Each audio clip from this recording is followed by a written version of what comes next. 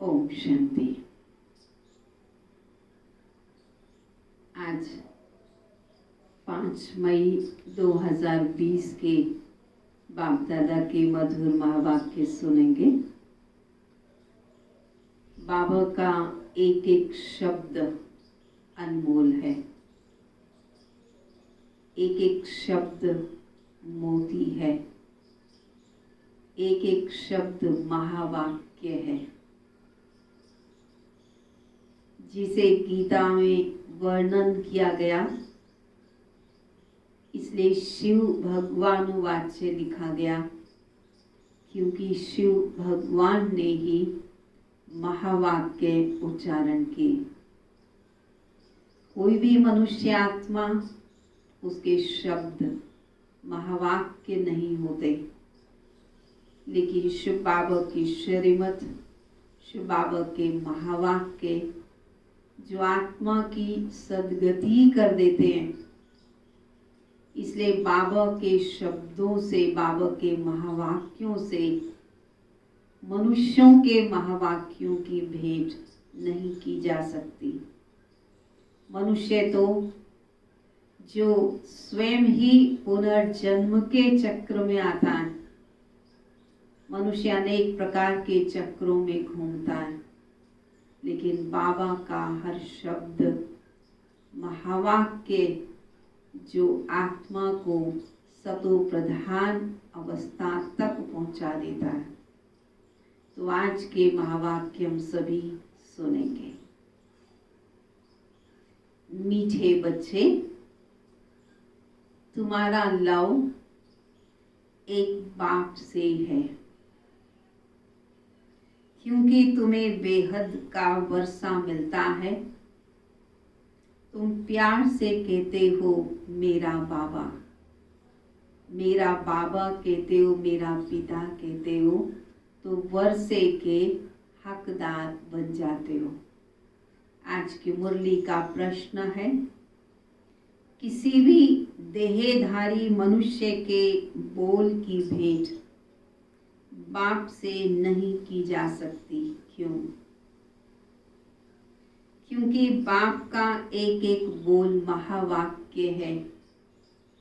जिन महावाक्यों को सुनने वाले महान अर्थात पुरुषोत्तम बन जाते हैं। महावाक्य सुनने वाले ही महान व पुरुषोत्तम बन जाते हैं। बाप के महावाक्य गुलगुल अर्थात फूल बना देते हैं। मनुष्य के बोल महावाक्य नहीं हैं, उनसे तो और ही नीचे गिरते जाते हैं। गीत है, बदल जाए दुनिया न बदलेंगे हम। सारी दुनिया बदल जाए, परंतु हमारा जो बाबा से प्यार है, बाबा पर निश्चय है, ईश्वरीय परिवार से प्यार है, ईश्वरीय परिवार में निश्चय है, वो कभी भी हमारा बदलेगा नहीं। ओम शांति। गीत की पहली लाइन में कुछ अर्थ है, बाकी सारा गीत तो कोई काम का नहीं है। जैसे गीता में भगवानोवाच्य मनमना भव, मध्याजी भव, ये अक्षर ठीक है। इसको कहा जाता आटे में नमक मिसल ठीक है। अब भगवान किसको कहा जाता है?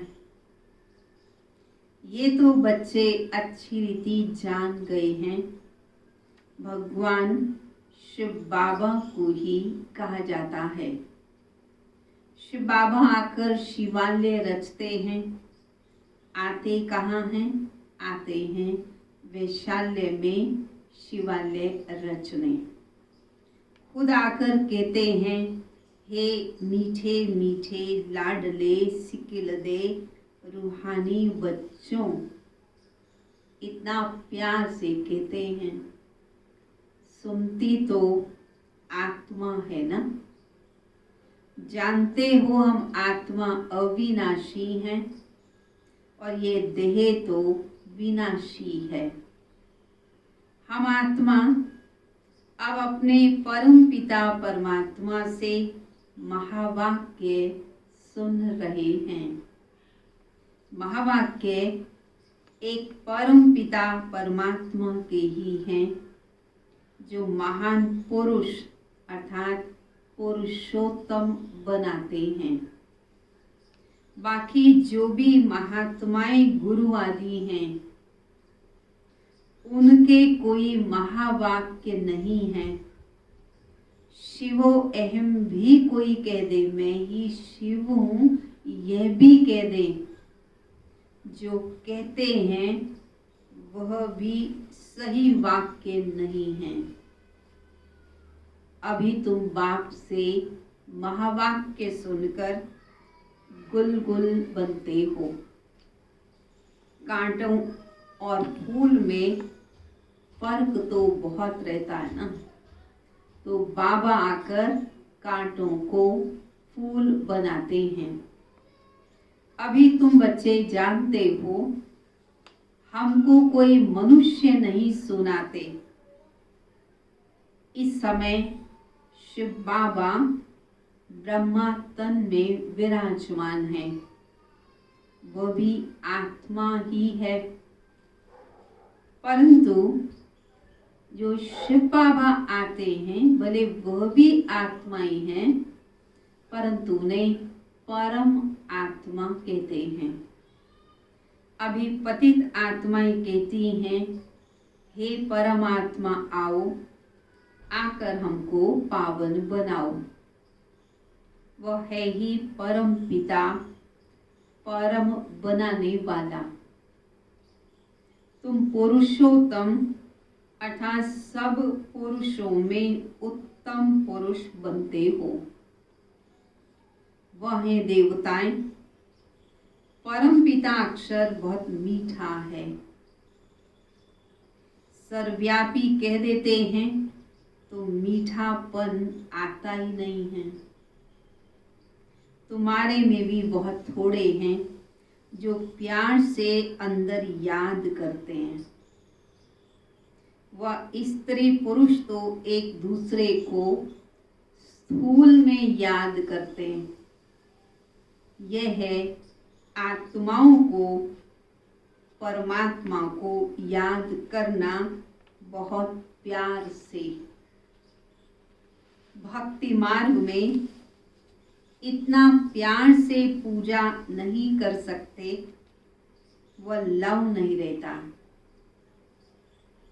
जानते ही नहीं कि लव कैसे हो, केवल मूर्तियां रख देते हैं, उनको ही खिलाते पिलाते श्रृंगारते हैं, तो केवल भावना होती है, लेकिन चैतन्य में वो परमात्मा इस धरा पर हैं और हमारा उनसे प्यार जिगरी होना चाहिए। वह तो भक्ति मार्ग में होता ही नहीं, केवल वहाँ है कन रस। मन मना भाव होना तो आता ही नहीं। अभी तुम बच्चों का बहुत लव है, आत्मा कहती है, क्योंकि बहुत लव है तो आत्मा कहती मेरा बाबा।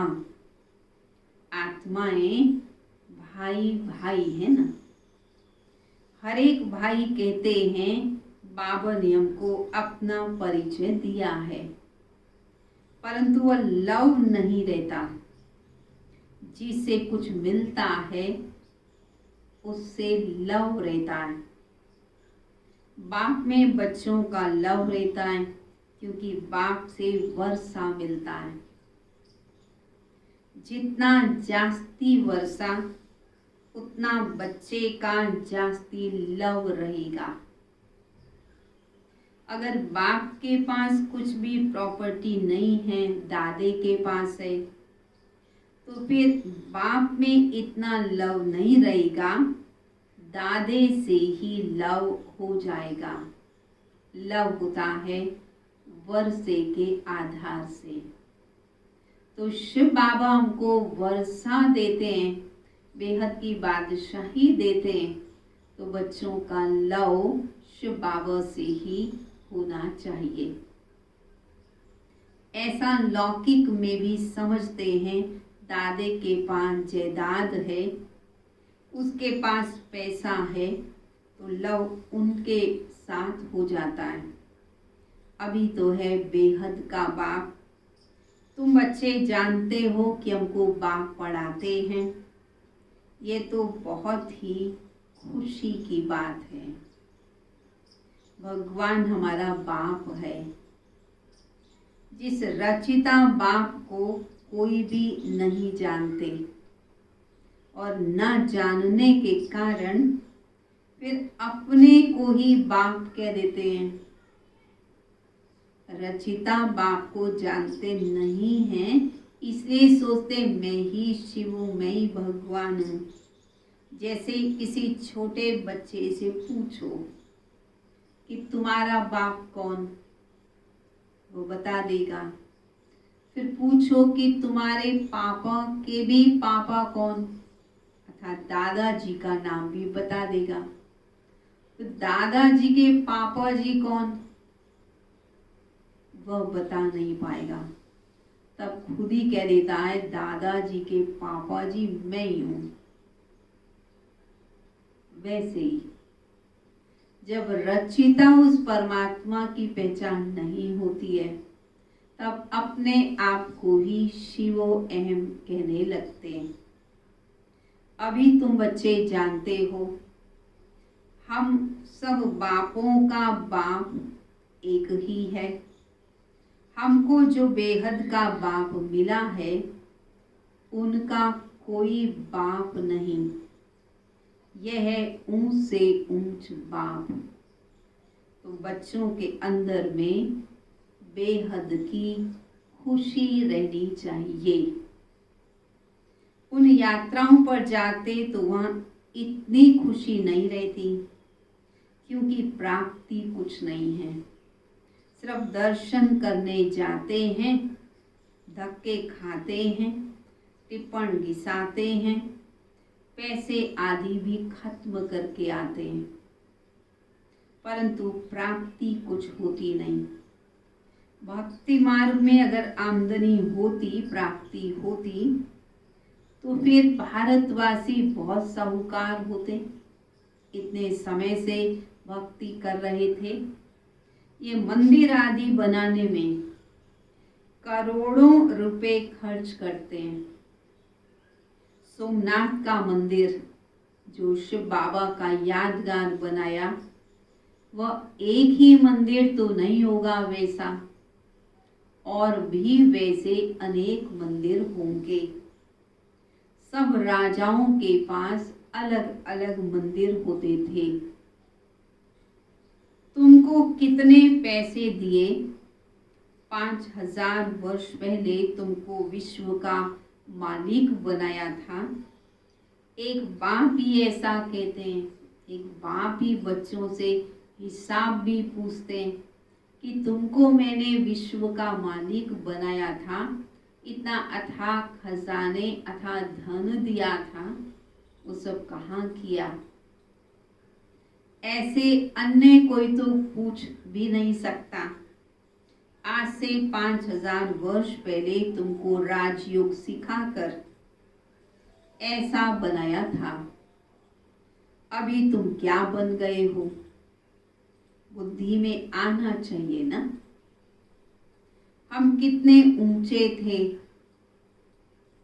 पुनर्जन्म लेते लेते एकदम पट में आकर पड़े हो, कौड़ी मिसल बन गए हो। फिर अभी हम बाबा के पास जाते हैं, जो बाबा हमको विश्व का मालिक बनाते हैं। ये एक ही यात्रा है, जबकि आत्माओं को बाप अर्थात परमात्मा मिलते हैं। तो अंदर में बाप के प्रति वह सच्चा लव रहना चाहिए।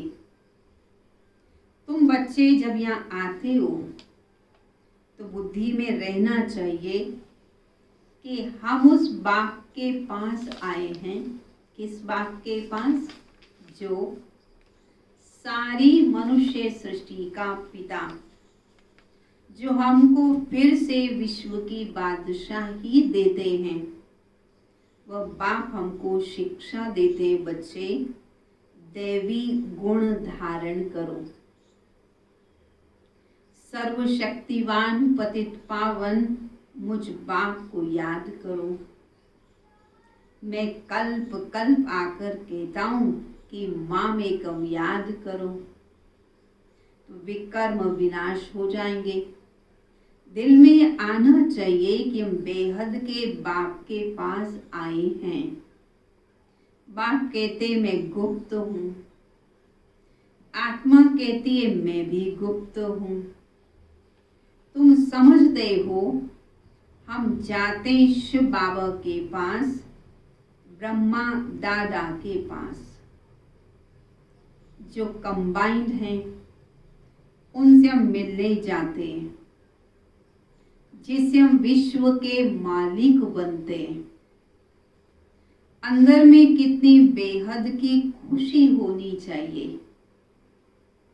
जब मधुबन में आने के लिए अपने घर से निकलते हो तो अंदर में गदगद होना चाहिए कि हम बेहद के बाप से डायरेक्ट मिलने के लिए जा रहे हैं। बाप हमको पढ़ाने के लिए आए हैं, हमको दैवी गुण धारण करने की युक्ति बताते हैं। घर से निकलते समय ही अंदर में ये खुशी रहनी चाहिए। बाबा ने उदाहरण दिया, जैसे कन्या पति से मिलती है, जेवर आदि पहनती है, तो मुखड़ा ही खिल जाता है। वह मुखड़ा खिलता है पति के लिए।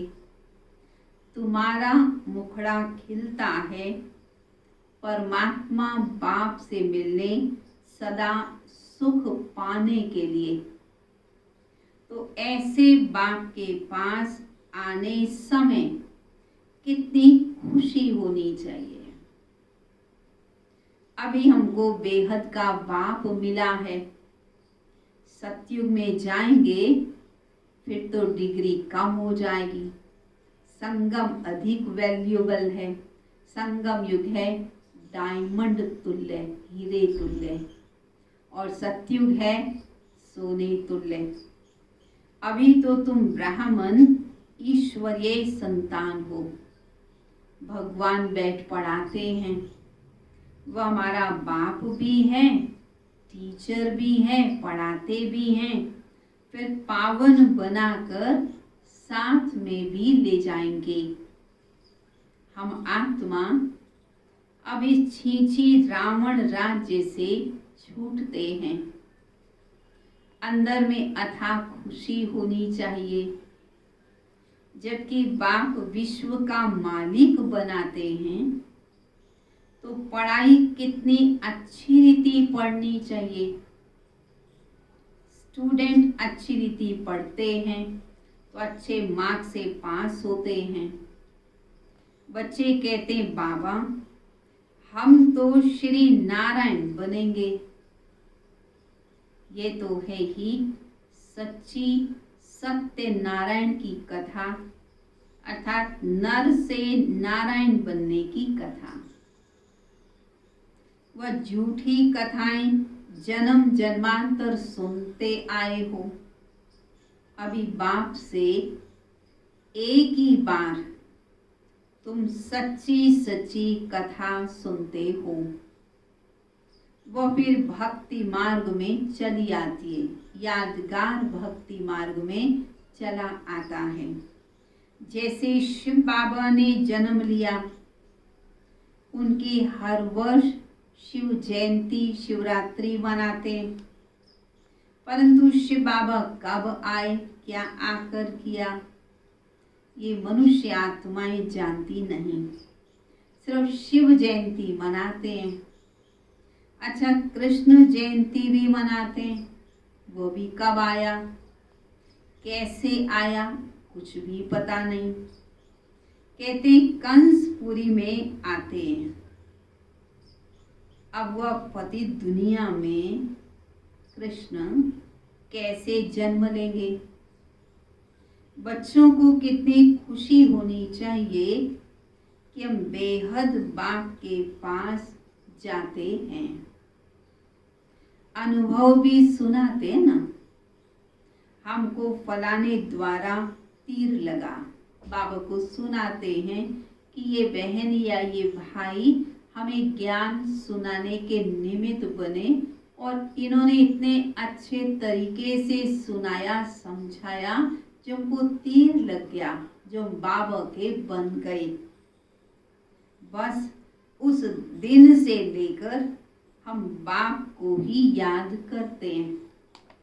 यह है तुम्हारी बड़े से बड़े बाप के पास आने की यात्रा। बाबा तो चैतन्य है, बच्चों के पास जाते भी हैं। वह है जड़ यात्राएं। यहाँ तो बाप चैतन्य में बैठे हैं। चाहे भक्ति में कितनी भी यात्राएं करते हैं, परंतु हर जगह जड़ यादगार है। चाहे वह कोई देवी का यादगार हो, चाहे शिव बाबा का यादगार हो, परंतु जड़ है। अब मधुबन में आते, चैतन्य में शिव बाबा ब्रह्मा तन में प्रवेश करते हैं। तो यह है बाप चैतन्य।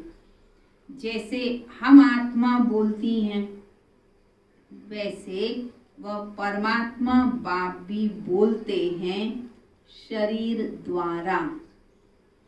ये पढ़ाई है भविष्य 21 जन्म शरीर निर्वाह के लिए। वह है सिर्फ एक जन्म के लिए। लौकिक में जो कमाई है वह एक जन्म के लिए। भक्ति की साधना भी एक जन्म अल्पकाल के लिए प्राप्ति होती है, परंतु यहाँ जो हम पढ़ाई पढ़ते हैं उससे 21 जन्मों में बेहद की प्राप्ति होती है। सोचो फिर कौन सा धंधा करना चाहिए? बाप कहते भले दोनों करो। वर्तमान में भी शरीर निर्वाह अर्थ चाहिए और भविष्य के लिए भी चाहिए, भले दोनों करो। सन्यासियों मिसल घर बार छोड़ तुम्हें जंगल में नहीं जाना है। ये तो प्रवृत्ति मार्ग है ना। परिवार में रहते हुए बाल बच्चों की संभाल करते हुए ज्ञान समझना है, योग लगाना है। इसको बाबा कहते ये प्रवृत्ति मार्ग है ना। दोनों के लिए पढ़ाई है। सब तो पढ़ेंगे भी नहीं, कोई अच्छा पढ़ेंगे, कोई कम पढ़ेंगे, कोई को एकदम झट तीर लग जाएगा, कोई तो तवाई मिसल बोलते रहेंगे। कोई कहते हैं हाँ हम समझने की कोशिश करेंगे, कोई कहेंगे ये तो एकांत में समझने की बातें, बस फिर खुद गुम हो जाएंगे। कोई को ज्ञान का तीर लगा तो झट आकर समझेंगे। कोई फिर कहेंगे हमको तो फुर्सत ही नहीं है। अगर कोई ऐसा कहता है कि हमको तो फुर्सत ही नहीं है, तो समझो तुम्हारा तीर लगा ही नहीं है। देखो बाबा को तीर लगा, ब्रह्मा बाबा को, तो फट से सब छोड़ दिया ना। समझा बादशाही मिलती है, उसके आगे ये धंधा आदि क्या है। हमको तो बाप से राजाई लेनी है। इसलिए बाबा ने कहा अलिफ को अल्लाह मिला, बे को मिली बादशाही। आई तार अलिफ की, मैं बना नई रेल का राही। बाबा के पार्टनर को बादशाही मिल गई और बाबा ने कहा मेरे लिए तो तार आई है भगवान की, मैसेज आया भगवान का, मैं तो बना नई रेल का राही। अभी बाप कहते वो धंधा आदि भी करो, सिर्फ 1 हफ्ता अच्छी रीति इस ज्ञान को समझो। ग्रस्त व्यवहार भी संभालना है, रचना की पालना भी करनी है। वह तो रच कर भाग जाते हैं, सन्यासी तो बाल बच्चों को जन्म दे फिर उन्हें अनाथ बना देते हैं, भाग जाते हैं, सन्यासी बन जाते हैं। बाबा कहते तुम्हें ऐसा नहीं करना, ये भी दुख देना हुआ। तुमने बच्चों को रचा है तो फिर उनकी अच्छी रीति संभाल भी करनी है।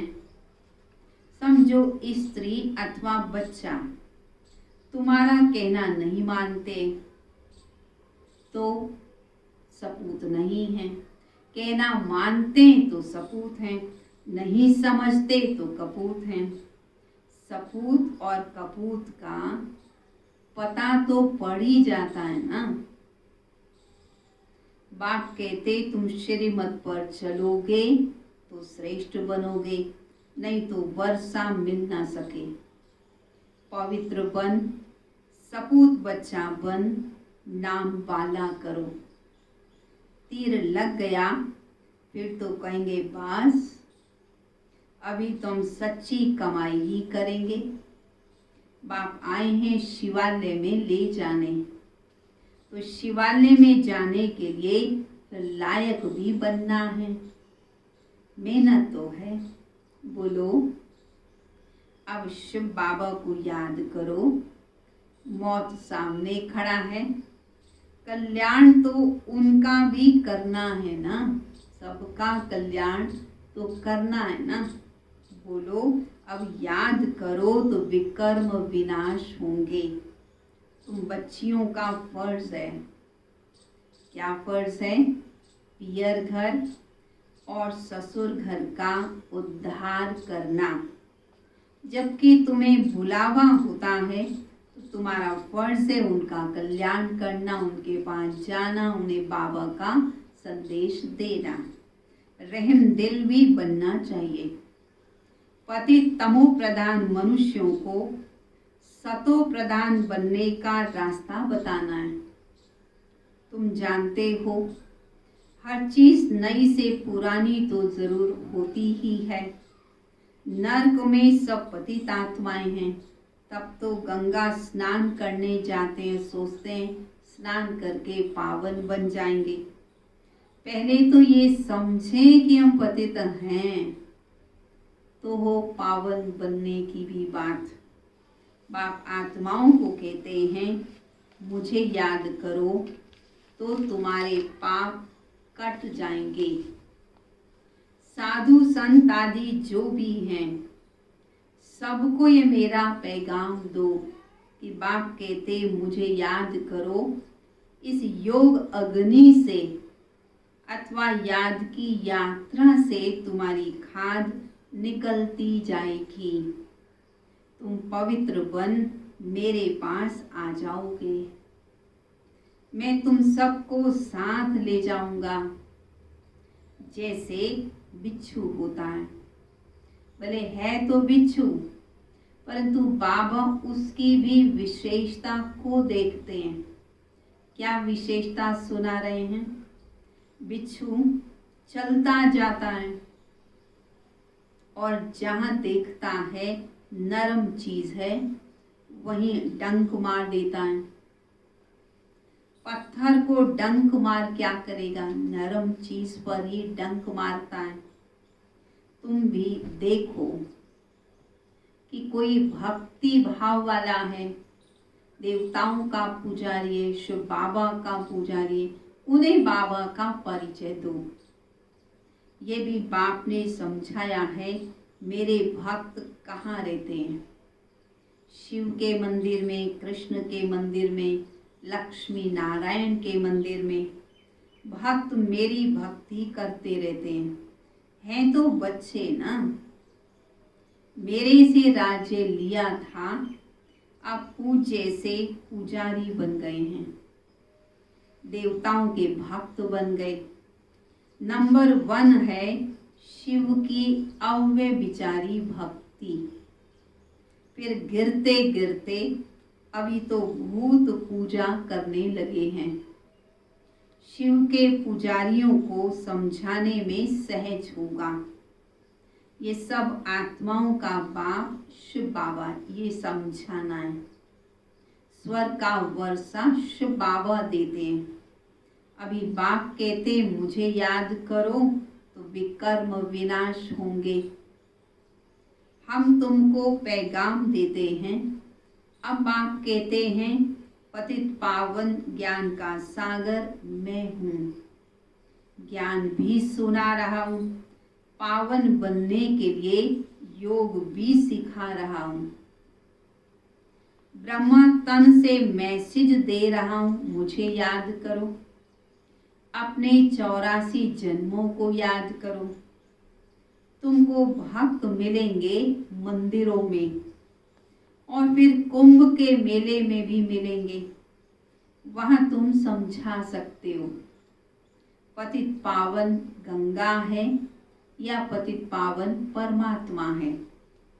तो बच्चों को ये खुशी रहनी चाहिए कि हम किसके पास जाते हैं।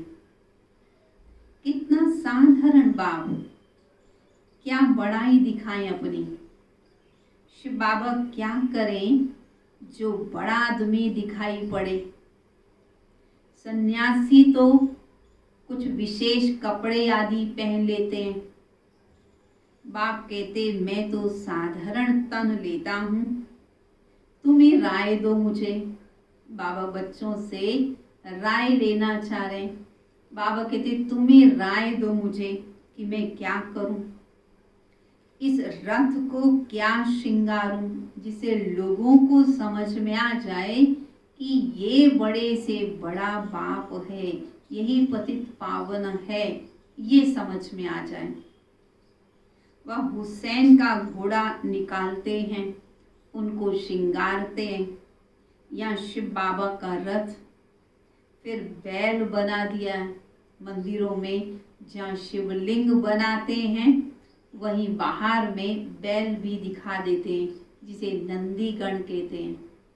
और ये भी कहते हैं कि यदि नंदीगण के कान में कुछ कहा तो वो शिव बाबा शिव जी सुन लेते हैं।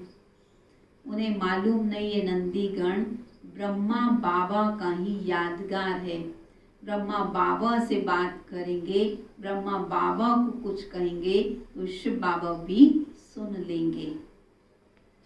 अब बाबा कहते बैल के मस्तक में गोल गोल शिव का चित्र दिखाते हैं। अब शिव बाबा बैल में कहाँ से आएगा? भला मंदिर में बैल क्यों रखा है? शंकर की सवारी कहते हैं। सूक्ष्म वतन में शंकर की सवारी होती है क्या? ये सब है भक्ति मार्ग, ये भी ड्रामा में नूंद है। ये सब जो बनता है, मूर्तियां बनी हैं, तीर्थ यात्राएं करने के लिए मनुष्य जाते हैं, ये सब भी ड्रामा में नूंद है। अच्छा, मीठे मीठे सिकिलदे बच्चों प्रति माता पिता बाप दादा का याद प्यार और गुड मॉर्निंग। रूहानी बाप की रूहानी बच्चों को नमस्ते।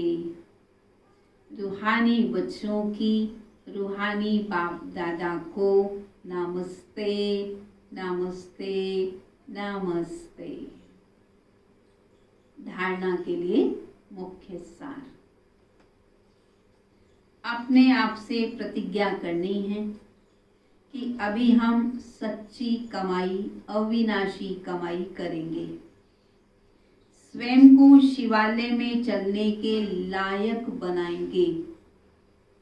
सपूत बच्चा बनकर श्रीमत पर चलकर बाप का नाम बाला करेंगे। ये प्रतिज्ञा करनी है। दूसरा, रहम दिल बन तमो प्रधान मनुष्यों को सतो प्रधान बनाना है। सबका कल्याण करना है। मौत से पहले सबको बाप की याद दिलानी है। वरदान। हांजी के पाठ द्वारा सेवाओं में महान बनने वाले सर्व की दुआओं के पात्र भव। महान कैसे बनेंगे? जब हांजी का पाठ पक्का होगा।